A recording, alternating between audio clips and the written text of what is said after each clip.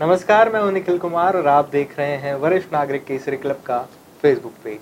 अनुभव और बातचीत का सिलसिला हमने शुरू किया हुआ है। अपने ब्रांच मेंबर्स के साथ हम उनके अनुभव जान रहे हैं, उनके अभी तक की किस्से कहानियों को जान रहे हैं और किस तरह से रहा है उनका वरिष्ठ नागरिक केसरी क्लब के साथ सफर, ये हम उनसे जान रहे हैं। इसी कड़ी में आज हमारे साथ खास मेहमान हैं हमारी पश्चिम बिहार ब्रांच से कंचन टंडन जी, जिनसे हम जानेंगे उनका अभी तक का कैसा रहा है वरिष्ठ नागरिक केसरी क्लब के साथ का सफर। नमस्कार मैम, स्वागत है आपका वीएनकेसी में। शुक्रिया। नमस्कार। किस तरह से आपका वरिष्ठ नागरिक केसरी क्लब के साथ सफर शुरू हुआ, कितने साल हो गए? तकरीबन 4.5 साल हो गए हमें इसके ज्वाइन किए हुए। तो पता था मुझे इस क्लब के बारे में, क्योंकि हमारे घर में पंजाब केसरी न्यूज़पेपर बहुत सालों से आता है। मेरी मदर इन लॉ को बहुत पसंद था, तो हम शुरू से वही पेपर पढ़ते हैं। तो मुझे पता था इस क्लब के बारे में, लेकिन कभी सोचा नहीं था इसे ज्वाइन करने के बारे में। मन में था कि एक आध बार जाएंगे, देखेंगे क्या है कैसे। तो मेरे हस्बैंड रिटायर हुए तकरीबन 6 साल पहले, तो वो ऐसे घर बैठे बोर हो जाते थे, हम लोगों का तो टाइम पास हो जाता है। तो मैंने कहा चलो एक बार चलते हैं, देखते हैं कैसा है, तो ज्वाइन कर लेते हैं। तो पेपर में फ़ोन नंबर था, वो वहाँ की जो हेड है मिसेस रमा अग्रवाल जी, उनका नंबर था। मैंने फ़ोन किया, उनको पूछा कैसे हम ज्वाइन करना चाहते हैं, कैसे मेंबर बन सकते हैं। उन्होंने बोला थर्सडे को मीटिंग है, आप आ जाइए तो हम आपको सब बताएंगे। थर्सडे को हम लोग वहाँ पहुँच गए 11 बजे।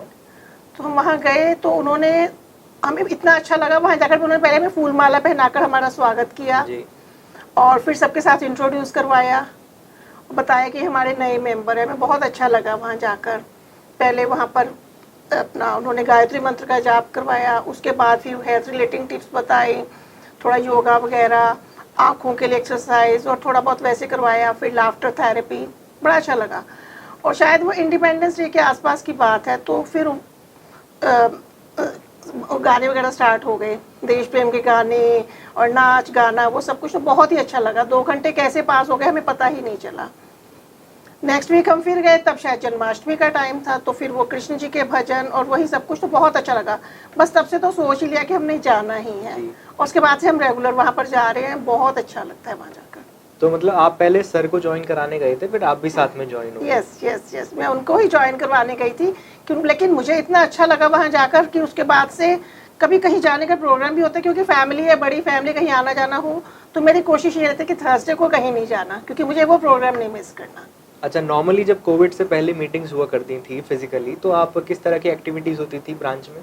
ब्रांच में जाकर पहले वही रमा जी बहुत अच्छे से मैनेज करती हैं सब कुछ। पहले वो हेल्थ रिलेटिंग टिप्स देंगी सबको, थोड़ा योगा वगैरह करवाएंगी, और लाफ्टर थेरेपी होती है, सब खूब एंजॉय करते हैं। उस चीज़ को भी हम बहुत एंजॉय करते हैं। और उसके बाद जैसे कोई ओकेजन है, जैसे जन्माष्टमी है, नवरात्रे हैं, तो फिर भजन वगैरह उस तरीके से चलते हैं। कोई ओकेजन नहीं है जैसे, तो कभी किसी का बर्थडे मनाया जा रहा है, किसी की मैरिज एनिवर्सरी मनाई जा रही है सभी मेंबर्स के, और बहुत अच्छा लगता है। We are just like a family, हम फैमिली हो गए हैं वहाँ पर जाकर। और बहुत मतलब किसी का भी बर्थडे है, सब खूब एंजॉय कर रहे हैं, खूब नाच गाना हो रहा है, और बिल्कुल जैसे कहते हैं ना बच्चा बूढ़ा एक समान, तो बिल्कुल वहाँ पर वही सब कुछ हो रहा है। तो बच्चों की तरह हर बंदा कि नहीं मैं गाना गाऊंगा, मैं डांस करूंगा, सब ऐसे करके एंजॉय, मतलब खूब एंजॉय करते हैं। और वहाँ जाकर एक अच्छा सर्कल भी बन गया, खूब फ्रेंड्स बन गई हैं, तो अच्छा लगता है। और कभी नहीं जाओ तो फ़ोन आता है, अरे आज आप आए क्यों नहीं, बहुत अच्छा लगता है। फैमिली की तरह हम बन गए। आप मतलब आप तो जैसे नॉर्मली हाउस मेकर ही थे, घर में ही रहते थे? बिल्कुल, मैं कभी नहीं गई कहीं जी। और यहाँ पे मैम आपका अच्छे से एंटरटेनमेंट हो जाता है, फुल ऑफ एंटरटेनमेंट जी, सर का भी और आपका भी। बिल्कुल बिल्कुल फुल ऑफ एंटरटेनमेंट जी। मैम जब कोविड के टाइम पे ब्रांचेस बंद हो गई थी, फिजिकली मीटिंग नहीं हो रही थी, सब घर में कैद हो गए थे, तो एक मेंटल स्ट्रेस आ रहा था लोगों के माइंड में, जब आपको हर थर्सडे आप जा रहे हैं और नहीं जा पा रहे हैं जी। तो उस टाइम पे जब क्लब की एक्टिविटीज होती थी ऑनलाइन वर्चुअल, तो उसमें आपने पार्टिसिपेट किया? मैं करती जी, सभी में। तो उस टाइम पे फिर किस तरह से आपको वीएनकेसी का सपोर्ट मिला था? बहुत सपोर्ट मिला। थोड़ा सा उस टाइम पर मन में जैसे न्यूज़ सुनते रहो तो हर टाइम दिमाग में वही है, कोरोना कोरोना कोरोना, कहीं नहीं जाना, कहीं बाहर गए भी आते ही सबसे पहले नहा लो, नहीं तो सैनिटाइज करो, ये करो। थोड़ा सा एक जैसे खौफ जैसा हो जाता है। बच्चे भी बोलते हैं नहीं मम्मी ध्यान रखो, पापा ध्यान रखो, तो थोड़ा होता था कि हाँ केयर तो करनी चाहिए। लेकिन फिर अचानक से एक दिन रमा जी का फ़ोन आया कि कंचन एक वीडियो बनाओ डांस की। मैं कहा रमा जी मैं कैसे, नहीं वो किरण चोपड़ा जी ने बोला है, तो उनका मैसेज है कि सबने डांस की वीडियो बनानी है। तो मैं सोच रही थी, तो मेरी ग्रैंड डॉटर्स आई हुई थी उस टाइम, कहते नानी नानी चिंता नहीं करो हम बनवाएंगे आपकी वीडियो। तो बस उसके बाद से तो फिर ये सिलसिला ही चल गया। डांस की वीडियो बनाई, अच्छी लगी, सबको बहुत अच्छी लगी। मैं कहा यार मेरे को नहीं आता, मेरी बड़ी ग्रैंड डॉटर कहती है नानी मैं आपको सिखाऊंगी ना स्टेप्स। तो उसने किया और साथ में छोटी वाली, तो बहुत अच्छा रहा, अच्छी वीडियो वगैरह बनाई, सबको बहुत पसंद आई। और उसके बाद से फिर सिलसिले चल गया, एक वीडियो का काम खत्म हो फिर दूसरी वीडियो के लिए आ गया, हंसो रसाओ, कभी मन की बात, ओपन हाउस, फिर जन्माष्टमी आई तो भजन की वीडियो। तो बस इस तरीके से सिलसिला, मतलब हर वीडियो हमने बनाई है और खूब एंजॉय किया। और खासकर मेरी छोटी वाली ग्रैंड डॉटर, वो 2-3 वीडियोस में मेरे साथ थी, वो तो बहुत एंजॉय करती थी कि नानी हाँ वीडियो बनानी, अब कौन सी वीडियो बनानी है, अब कौन सी वीडियो बनानी है। तो मतलब उस टाइम का हमें पता ही नहीं चला।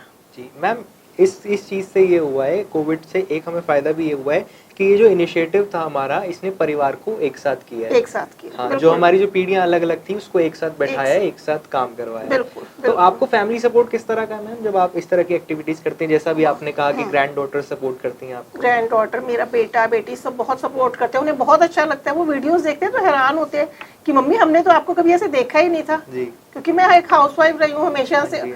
और इवन मेरी मदर इन लॉ अभी तो वो एक्सपायर हो गए हैं, एक बार मेरे साथ क्लब में वो गए थे, तो वो भी देखकर बड़ा हैरान हो रहे थे कि अरे तेरे को तो मैंने हमेशा देखा responsible daughter in law, responsible mother, उसी रूप में देखा है, तो यहाँ पर तुम लोग कितना एंजॉय कर रहे हो। तो उन्हें भी बहुत अच्छा लगा था और बच्चे बहुत खुश होते हैं, वही वीडियो बनाते हैं हमारी।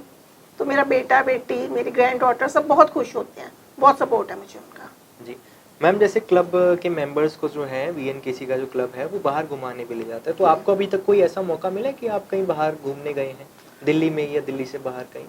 दिल्ली में ही गए हैं, एक्चुअली ज़्यादा टाइम हुआ नहीं था ज्वाइन किए हुए, फिर ये कोविड का हो गया। तो हम गए थे एक बार जॉय विलेज गए हैं, हमने खूब एंजॉय किया, या फिर आयुथ हम सोसाइटी में जो है ओल्ड एज होम है, वहाँ गए थे। तो मतलब आते जाते हमने बस उसमें खूब एंजॉय किया, खूब गाने गा रहे हैं, भजन गा रहे हैं, जॉय विलेज में जाकर खूब बच्चों की तरह मस्ती कर, कहते हैं ना बच्चा बूढ़ा एक समान। तो जब हमारे साथ बच्चे होते हैं तो हम थोड़े से रिस्पॉन्सिबल होते हैं, तो वहाँ हम सब सेम एज थे, तो हम खूब एंजॉय कर रहे थे, तो बड़ा अच्छा लग रहा था वहाँ पर, हमने बहुत एंजॉय किया। मतलब वो सब तो बहुत याद रहने वाली बातें हैं, खूब एंजॉय कर। जी मैम, किरण चोपड़ा जी से आपका मिलना हुआ अभी तक? किरण चोपड़ा जी से मैं 2-3 बार मिली हूँ, मुझे बहुत अच्छा लगा। She is a great soul, really बहुत अच्छा लगा उनसे मिलकर। जी, उनकी ये जो सोच है, इस पे आपको क्या कहेंगे? ये जो वरिष्ठ नागरिक केसरी क्लब की वाली जो सोच है, बहुत ग्रेट सोच है उनकी। उन्होंने उन बुजुर्गों के बारे में सोचा जिनके बारे में कोई भी नहीं सोचता। कहते हैं लोगों से आजकल अपने घर में अपने पेरेंट्स का ही नहीं ध्यान रख पाते। आजकल ऐसा नहीं है कि इंटेंशनली, आजकल बच्चे बिजी इतने ज़्यादा हैं कि वो नहीं रख पाते, इतना ध्यान ही नहीं रख पाते। कि किरण चोपड़ा जी ने सबके बारे में सोचा, बहुत अच्छा। और जो क्लब खुलवा दिए तो सब लोग इतना अप्रिशिएट करते हैं, बहुत अच्छा। और दूसरा ये जो ब्लू कार्ड होल्डर्स का जो वो करते हैं और जो बुजुर्गों को अडॉप्ट करते हैं और उनको देना, उनको राशन वगैरह देना, सब कुछ उनकी ज़रूरत की चीज़ें देना, रियली मैं बहुत अप्रिशिएट करती हूँ। बहुत अच्छा काम किया। और जैसे मैंने हम लोग जैसे कई बार सोचते हैं कि हम भी कहीं कुछ डोनेट करें, पर हमें समझ नहीं आता कहाँ करें, कौन जेन्युइन है कौन। यहाँ पता है कि तो सब जेन्युइन है, मीडियम बन जाता है। यस, तो कर सकते हैं हम आराम से, करते हैं और करना भी चाहिए। मैम, इन 4.5 सालों में आपको क्लब से क्या सीखने को मिला? खुद एक सेल्फ एजुकेशन हम चीज से लेते हैं ना, तो आपको क्या सीखने को मिला क्लब से? मुझे यही कि मिलजुल के रहो, अच्छा लगता है, एंजॉय करो। 60 साल तक, पहले कहते हैं ना शुरू से हमने अपने बच्चों को देखा, अपनी फैमिली को देखा, इन लॉज को लुक आफ्टर करना, ऑफिस जाना, काम करना, बच्चों को देना। अब लगता है कि अब हमारा टाइम आ गया, अब हमें एंजॉय करना है, अपने ऊपर टाइम स्पेंड करो, एंजॉय करो। और हाँ, जितना दूसरों की हेल्प कर सको करो, ये सबसे ज़रूरी है। जब तक हम कर सकते हैं, जब तक हमारा शरीर है, हमें दूसरों की हेल्प करना चाहिए। मैम, वरिष्ठ नागरिक केसरी क्लब, आपने शायद बाकी NGOs भी देखे होंगे या इस तरह की ऑर्गेनाइजेशन देखी होंगी, आपको अलग कैसे लगता है? यूएसपी होती है हर चीज़ की, इसकी यूएसपी आपको क्या लगती है? तो अलग इस मायने में कि एक तो यहाँ की मेंबरशिप फीस बिल्कुल कुछ भी नहीं है, टोटली फ्री। और दूसरी, it's full of entertainment, full of enjoyment. और दूसरा, हमें करने को मिलता है, जैसे जो हैं अनप्रिविलेज्ड लोग हैं, हम उनकी हेल्प कर रहे हैं, तो हमें सब कुछ करने को मिलता है, तो अच्छा लगता है। देखकर हम सीखते हैं कि कैसे करना है, क्या करना है, और उनका करने का हमें मौका मिल रहा है। जहाँ मौका मिलता है हम करते हैं, तो ये सब कुछ हमें देखने को, सीखने को मिल रहा है। मैम, मेरा एक क्वेश्चन ये भी रहेगा कि अगर ऐसा मान के चले कि एक दिन अगर केसरी क्लब बंद हो जाता है, तो आपकी लाइफ पे क्या इफेक्ट पड़ेगा? रियली बहुत इफेक्ट पड़ेगा, बहुत बड़ा। नहीं, ये नहीं बंद होना चाहिए, क्योंकि ये तो कहते हैं ना कि जैसे हम जाते हैं ना, वीक में एक दिन जाते हैं तो हम रिचार्ज होकर आ जाते हैं। जाना, सबको मिलना, खूब गपशप मारते हैं, एंजॉय करते हैं और रिचार्ज हो जाते हैं। पूरा वीक आराम से फ्रेंड्स के साथ फिर बातें करते हैं, ये किया, कितना अच्छा लगा, ये हुआ। फिर उसको आता है नेक्स्ट वीक किसका बर्थडे है, किसकी मैरिज एनिवर्सरी है या कोई ओकेजन है, जैसे होली है, होली तो हम फूलों की होली वहाँ पर खेलते हैं, दिवाली पार्टी है तो खूब मस्ती करते हैं, एंजॉय करते हैं। तो टाइम का पता ही नहीं चलता, हम रिचार्ज हो जाते हैं जैसे वीक में एक दिन जाकर। बंद तो नहीं होना चाहिए, बाकी जाकी विधि राखे राम ताही विधि रही है वाली बात है। बिल्कुल मैम, समराइज आपने ये बोला कि बंद होने से आपकी लाइफ पे बहुत इफेक्ट पड़ेगा जी पड़ेगा। मैम एट लास्ट अभी तक का 4.5 साल का एक्सपीरियंस कुछ शब्दों में अगर आप बताना चाहें हमारे व्यूवर्स को, कैसा रहा?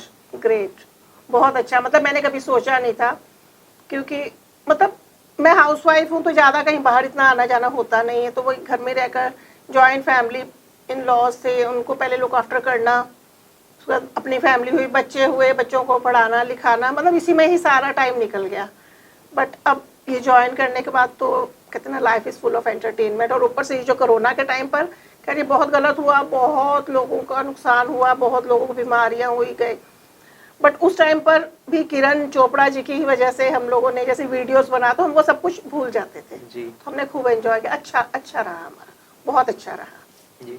मैम एट लास्ट हम जैसे यंगस्टर्स को जो आगे सीनियर सिटीजन वाली एज में आएंगे, 60 क्रॉस करेंगे, उनको आपकी क्या एजुकेशन रहेगी, उनको सीख कोई? उनके लिए मैं ये कहना चाहूँगी कि जो यंगस्टर्स हैं, आजकल के यंगस्टर्स बहुत समझदार हैं, उनको तो कुछ बताने की ज़रूरत नहीं है भाई, वो बहुत समझदार हैं। पर फिर भी ये है कि वो अपने काम में इतने बिजी रहते हैं, जिन्होंने MNCs वगैरह में जॉब करते हैं, इतने बिजी रहते हैं कि उन्हें अपने खाने पीने का भी ध्यान नहीं रहता, और खाने के टाइम पर वही जंक फूड वगैरह है। तो मैं ये कहूँगी बच्चों अपनी हेल्थ का ध्यान रखो, क्योंकि हेल्थ इज़ वेल्थ। अगर तुम्हारी हेल्थ ठीक है तो सब कुछ ठीक है जी। तुम्हें अपनी हेल्थ का पूरा ध्यान रखना चाहिए, और तभी तुम अपने बड़ों को देख सकोगे। तो अपने हेल्थ का ध्यान रखिए। और दूसरी बात ये कि कई घरों में मैंने देखा है कि जो बड़े बुजुर्ग बच्चों के साथ रह भी रहे हैं, फिर भी बच्चे कई कई दिन तक उनको मिलते ही नहीं है, उनको टाइम नहीं दे पाते। आई कांट से कि इंटेंशनली या उनके पास टाइम नहीं है या क्या, लेकिन मैं कहती हूँ कि बेटा बच्चों अपने बुजुर्गों को टाइम दो, रोज उनके पास थोड़ी देर 10-15 मिनट का टाइम दो, उनके पास बैठो तो उनको बड़ा अच्छा लगेगा। बड़े लोग क्या चाहते हैं, थोड़ा सा प्यार, थोड़ी सी रिस्पेक्ट, थोड़ी सी केयर। अगर उनके पास बैठोगे तो उनको बहुत अच्छा लगेगा और बड़ों की ब्लेसिंग्स मिलेगी। कल को जब वो नहीं होंगे तो फिर तुम्हें इस चीज़ का अफसोस रहेगा कि हमने उनके साथ टाइम क्यों नहीं स्पेंड किया, और तुम्हें बहुत कुछ सीखने को मिलेगा। और मैं अपनी एज के जो सीनियर सिटीजन हैं उनके लिए भी कुछ कहना चाहूँगी। जी मैम। उनके लिए मैं कहना चाहूँगी कि ये नहीं कि हम 60 साल के हो गए तो हमारी ज़िंदगी ख़त्म हो गई। नहीं, हमारी ज़िंदगी ख़त्म नहीं, हमारी ज़िंदगी अब शुरू हुई है। अभी तक हम अपनी फैमिली के लिए, सबके लिए जिए थे, अब हमें अपने लिए जीना है। बिल्कुल मैम। अब हमें अपने लिए जीना है। अगर किसी ने तुम्हारे साथ कुछ बुरा किया है तो उसका हिसाब ऊपर वाले को करने दो। आप तो फुल ऑन एंजॉय क्या करेंगे, लोग क्या करो, लोग क्या कहेंगे, इस बात की चिंता को छोड़कर मस्त हो जाओ। भूल जाओ अपने सारे गमों को, अपनी सब टेंशन्स को, और भूल जाओ अपनी उम्र को। मैंने 20-20 साल के बूढ़े भी देखे हैं, मैंने 80 साल के जवान भी देखे हैं। अपने सारे फ्रेंड्स को मिलो, खूब बातें करो, नाचो गाओ। मैं तो कहती हूँ नहीं नाचना आता तो भी नाचो और एंजॉय करो, खूब फोटोज क्लिक करो, करवाओ, फैमिली के साथ टाइम स्पेंड करो, नेचर का मजा उठाओ, जी भर के जी लो अपनी जिंदगी। कल को जब हम ये दुनिया छोड़कर जाए तो लोग कहने चाहिए वाह बंदे ने क्या जिंदगी जी है। बिल्कुल मैम। जीवन और मृत्यु हमारे हाथ में नहीं है, पर इसके बीच में कैसे जीना है वो तो हमारे हाथ में है। इसीलिए मैं कहती हूँ दोस्तों, जी भर के जी लो अपनी जिंदगी, और अपनी जिंदगी से प्यार करना सीखो और बोलो लव यू जिंदगी। Thank you ma'am. आपने ना बहुत कम शब्दों में, कहते हैं ना गागर में सागर भरना, आपने गागर में सागर भर दिया है। और इस इंटरव्यू की सबसे अच्छी लाइन मुझे ये लगी कि 60 साल के बाद असली जिंदगी शुरू होती है। बिल्कुल बिल्कुल मैम। और ये सब कुछ क्लब में आकर ही मैंने ये सब कुछ सीखा है, अदरवाइज मैं सोच भी नहीं सकती थी ऐसा कुछ। जी, आपकी तो एकदम ड्रास्टिकली लाइफ चेंज हुई थी। आप एक हाउस मेकर थे और उसके बाद फिर आप क्लब के साथ आए, तो लाइफ चेंज हुई है। तो ये थे हमारे क्लब मेंबर्स कंचन टंडन जी, जिन्होंने अपनी बहुत अच्छी स्टोरी शेयर की है, कम शब्दों में पूरी बात कही है। और काफी इंस्पायरिंग एक बात थी कि 60 साल के बाद असल में एक सीनियर सिटीजन का जीवन शुरू होता है। इसी तरह के और किस्से, कहानी, अनुभव आपके लिए हम लाते रहेंगे। तब तक के लिए देखते रहिए वरिष्ठ नागरिक केसरी क्लब का Facebook page. Thank you ma'am.